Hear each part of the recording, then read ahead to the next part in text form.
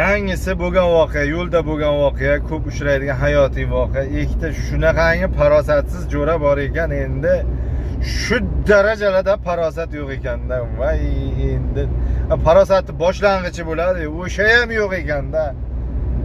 Farosat yo'qlik bo'yicha aylis 9 bor ekan.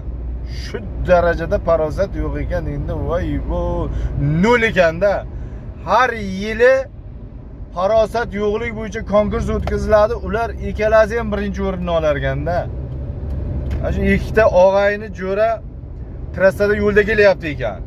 Birinchisi ikkinchisiga qarab aytdi-ku, "Jo'ra" debdi, mana farosatsizlik bo'yicha mana shu paytgacha 40 yildan beri hech kimga o'rin bermay keldik. Endi o'zimizda ozgina o'zgartirmasak bo'lmaydi jo'ra. Mana shu yo'llarga musorlarni tashlab ketamiz, simichka, bakalashkalarni otib ketamiz. Asfaltlarga tashlab ketamiz, chorrahalarga tashlab ketamiz. Kerak bo'lsa yonimizdan mashinani ustiga otib yuboramiz. Endi shuni oldini olmasak bo'lmaydi do'stim. Endi oila bola chaqali bo'ldik, mana qudandali bo'ldik. Endi ozgina o'zimizni tiyaylik do'stim desa, ikkinchisi ham to'g'ri aytasan do'stim. Odam uyaladigan bo'lib qoldi. Endi musorlarni, bakalashkalarni, semichkalarning po'chog'ini asfaltlarga, chorrahalarga tashamaymiz.